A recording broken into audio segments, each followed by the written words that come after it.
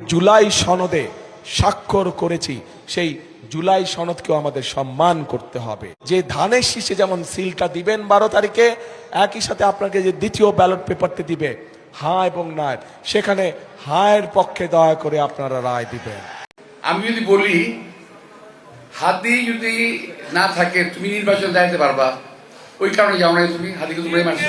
BNP নামক দলটাকে বাংলাদেশ থেকে ইনশাল্লাহ আমরা নিশ্চিহ্ন করে দেব। আর আপনি রাস্তায় বসছেন কেন? রাস্তা তো আরো বইয়ে তো আরো বইয়ে লেবু নাই আপনার কাছে? প্রাথমিকভাবে দ্রব্যমূল্য নিয়ন্ত্রণে রাখা, আইনশৃঙ্খলা পরিস্থিতি আরও উন্নত করা এবং সরবরাহ চেইন আর কি সাপ্লাই চেইন ঠিক রাখা, আর বিদ্যুৎ এবং জ্বালানি সেক্টরে যাতে কোনো সমস্যা না হয়। বাংলাদেশে সরকারের পরিবর্তন হয়ে গেছে। ইউনূস সরকার চলে গেছে, বিএনপি সরকার এসেছে। বিএনপি সরকারের প্রধান তারেক রহমানের মেয়ে জাইমা রহমানকে নিয়ে বিতর্ক তৈরি হয়েছে। সে একটা পার্টিতে গিয়েছিল, সেখানে নাচ করেছে, সেটার ভিডিও ভাইরাল। দেখেন, শেখ হাসিনার নাতি নাতনিদের ভিডিও ছবি আমরা দেখেছি। সেটাকে ভালো বলবেন খারাপ বলবেন যেটাই বলেন না কেন, সোশ্যাল মিডিয়ায় ভাইরাল হয়েছিল অনেক আগেই। তারপর জাইমা রহমানের ডান্সের ভিডিও ভাইরাল হলো। এই যে দুই পরিবারের সদস্যদের, নারী সদস্যদের ছবি ভাইরাল হচ্ছে, ভিডিও ভাইরাল হচ্ছে, তার থেকে একটা সিদ্ধান্তে আসা যায় তাদের ক্ষমতার আশেপাশে যারা থাকবে, যারা থাকে, তাদের কাউকেই ছাড় দিচ্ছে না। অর্থাৎ সময় সুযোগ করে সেগুলো ভাইরাল করে দিচ্ছে। জাইমা রহমানের বিষয়টা দেখেন, একদম ক্ষমতা গ্রহণের পর বিএনপিকে অথবা জিয়া পরিবারকে একটা প্রেসারে রাখা। তারপর শেখ হাসিনার নাতি নাতনিদের অবস্থা দেখেন, সেটা হয়েছে হাসিনা পালিয়ে যাবার পর। এটা তো একটা ঘটনা। তারপর আরেকটা বিষয়, সেটা হচ্ছে যে এখন টিভির 4 জন সাংবাদিককে চাকরিচ্যুত করা হয়েছে। এটা নিয়ে প্রচুর সমালোচনা হচ্ছে এখন। কি বুঝলেন আপনারা? ক্ষমতার চারপাশে অথবা ক্ষমতাকে যারা প্রশ্ন করবে তাদেরকে সহজে ছেড়ে দিবে না। এরা কারা? এই যে গুপ্তচর বৃত্তি অথবা এই যে নজরদারি, এই জায়গায় যে কেউ হতে পারে, যে কেউ হতে পারে। আপনি ক্ষমতায় যেতে চান, আপনাকে নজরদারিতে রাখবে। আপনার একটা ভুল আপনাকে ভবিষ্যতে একটা ভাইরালের মুখোমুখি হতে হবে। সো বাংলাদেশে এই দুইটা বিষয় তো আলোচ্য বিষয় এখন বর্তমানে। আরেকটা বিষয় যেটা ইন্টারিম গভর্নমেন্টের খলিলুর রহমান নিরাপত্তা উপদেষ্টা, তাকে নিয়ে বিএনপি প্রচুর সমালোচনা করেছে। এমনভাবে সমালোচনা করেছে, খলিলুর রহমান হচ্ছে খুব বাজে কাজ করেছে, বাজে কাজ করছে, সেনাবাহিনীর তথ্য সে পাচার করে দিবে, সে দ্বৈত নাগরিক, বিষয়গুলো এইরকম। শেষ পর্যন্ত সেই খলিলুর রহমান বিএনপির পররাষ্ট্র মন্ত্রণালয়ের দায়িত্বে। কি বুঝলেন? সো অনেক ঘটনা এনসিপি থেকে যেটা বলা হচ্ছে ইলেকশন ইঞ্জিনিয়ারিং, আর সেই খলিলুর রহমান তিনি বলছেন যদি ইলেকশন ইঞ্জিনিয়ারিং আপনারা বলেন তাহলে ভোট গণনা করে নেন আপনাদের। কি বুঝলেন? সো ক্ষমতা এবং ক্ষমতার চারপাশে যারা থাকছে তাদেরকে নিয়ে আলাপ আলোচনা হবে, সমালোচনা হবে, প্রচুর আলোচনা হবে, প্রচুর সমালোচনা সামনের দিকেও হবে।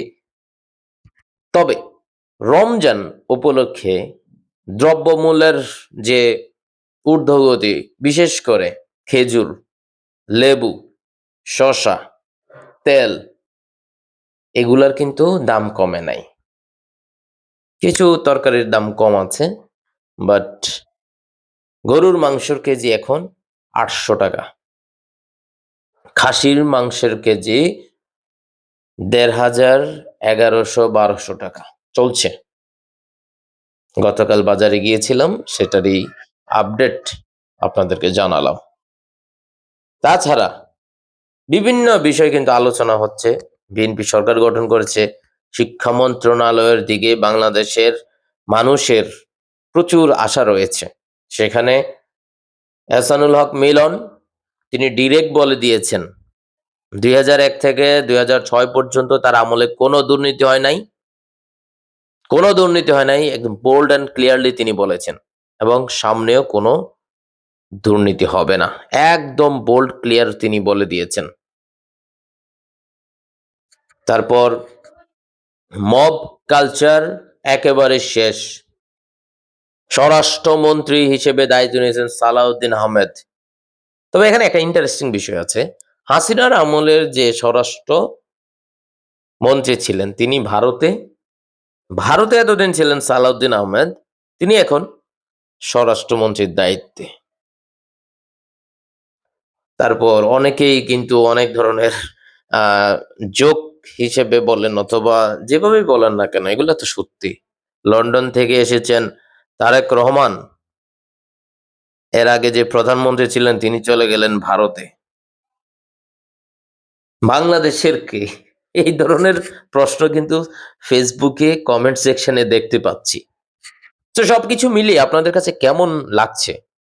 তবে এখানে কিছু পজিটিভ দিকও আছে। তারেক রহমান সরকারে আসার পরপর, প্রধানমন্ত্রী হওয়ার পরপর তিনি কিন্তু বলে দিয়েছেন তিনি নিজস্ব গাড়িতে চলাফেরা করবেন, এবং তার যারা এমপি আছেন তাদেরকেও কিন্তু ট্যাক্স ফ্রি গাড়ি বা কিছু সুযোগ সুবিধা থাকে এগুলো থেকে বিরত থাকার জন্য। আমরা জামায়াতের অনেক এমপি বা স্বতন্ত্র তারাও কিন্তু একই ধরনের বিষয়গুলো করছেন, অর্থাৎ একটা পজিটিভ বাংলাদেশ গড়ার জন্যে। ডক্টর মোহাম্মদ ইউনূসকে 2বার রাষ্ট্রপতি হবার জন্য অফার করেছেন তারেক রহমান, এই বিষয়টাও কিন্তু আমরা ফেসবুকে দেখতে পাচ্ছি। দেখেন, ডক্টর মোহাম্মদ ইউনূসকে অনেকেই রাষ্ট্রপতি চেয়েছেন, কিন্তু তিনি যদি রাষ্ট্রপতি হতেন সমালোচনাটা কি পরিমাণ হতো চিন্তা করেন একবার। তিনি এই সমালোচনার বাইরে থাকতে চেয়েছেন এবং তিনি থেকেছেন, রাষ্ট্রপতি হন নাই এবং তিনি চলে গেছেন। ফেসবুকে বিভিন্ন ধরনের ছবি শেয়ার হচ্ছে। সবকিছু মিলিয়ে আপনাদের কাছে কি মনে হয় বাংলাদেশের বর্তমান সরকার কতটুকু সফল হতে পারে? এবং গণভোট নিয়ে যে তর্ক বিতর্ক জামাত থেকে অথবা বিএনপি থেকে, বিএনপির হাফিজ সাহেব তিনি বলেছেন গণভোটে যদি বিএনপি না যেত তাহলে নির্বাচন হতো কিনা সন্দেহ। এই ধরনের বিষয়গুলো কিন্তু ফেসবুকে ছড়িয়ে পড়েছে। তারেক রহমান নির্বাচনী প্রচারণায় তিনি হ্যাঁ ভোটের জন্য তার সমর্থক বিএনপি কর্মীদেরকে বলেছিলেন, কিন্তু এখন গণভোট বাতিল এগুলা নিয়েও কিন্তু রিড করা হচ্ছে। কোথায় যাচ্ছে? সামনে কি বাংলাদেশের রাজনীতি আবারও কালো থাবা পেয়ে বসবে, অথবা আরো বাজে সিচুয়েশন আসবে? কি মনে হয়? সময় সবকিছু বলে দিবে।